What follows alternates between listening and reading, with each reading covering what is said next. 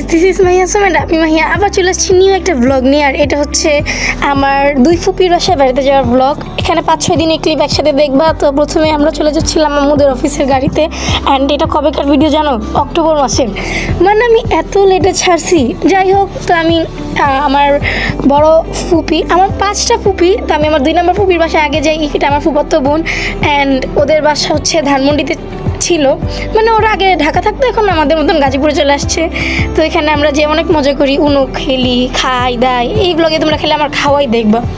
And এর পরের দিন হচ্ছে আমি আর আপু ভাবতেছি যে একটু গেট রেডি উইথ ভিডিও বানাই। বাট আমরা মানে বানাইছি ঠিকই, বাট সুন্দর নিয়ে দেখে আর দিই নেই। এরপর আমরা রেডি হয়ে চলে যাই নিউ মার্কেট, কেনাকাটা করি। কিন্তু ওই ব্লগ আমি আর দিই নেই, কারণ আমার এত সাহস নাই যে আমি নিউ মার্কেটে ফোন চালু করে ভিডিও করবো। এর পরের দিন হচ্ছে আমরা আমাদের ছোটো ফুপির বাসায় চলে যাই। এখানে আমরা নিউ মার্কেটে যাওয়ার সময় ক্লিপটাই আছে, এরপরে আর ক্লিপ নিই না। এরপরে আমার পরের দিন হচ্ছে ছোটো ফুপির বাসায় যাই। আর ওইখানে যে ইচ্ছা মতো খাওয়া দাওয়া শুরু। আমার ফুপির আসলে আমি গেলে অনেক বেশি আদর যত্ন করে, তো ওইটাই আর কি। আর এখানে আমার আরও কাজিনদেরকে দেখাইতেছি, ওরা আমার অন্য ফুফাতো ভাই বোন। এরপরে আমার ফুপি আমার জন্য তার হাতে স্পেশাল চিকেন বিরিয়ানি বানাচ্ছিল, যেটা অনেক মজা হয়েছিল। মানে আমার ফুপিদের রান্না অলওয়েজ মজা, আমার 5 ফুপির রান্নাই মজা। অ্যান্ড এখানে আমি দেখাই দিছি যে ফেবি কি অ্যাড করে দিছে।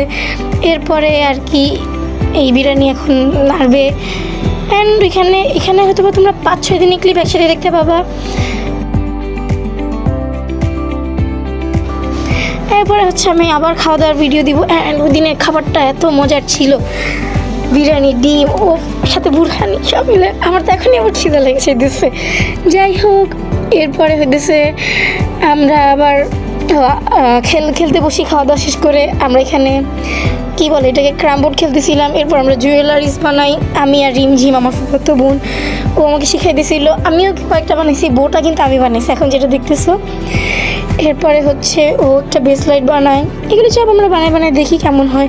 অ্যান্ড ও না অনেক ক্রিয়েটিভ, মাশাআল্লাহ, ওরা অনেক ভালোই জিনিস বানাইতে পারে। ওর থেকে আমি শিখছি, আমি ওর বড় হয়ে। যাই হোক, আজকে ভিডিওটা এইটুকু। আল্লাহ হাফেজ।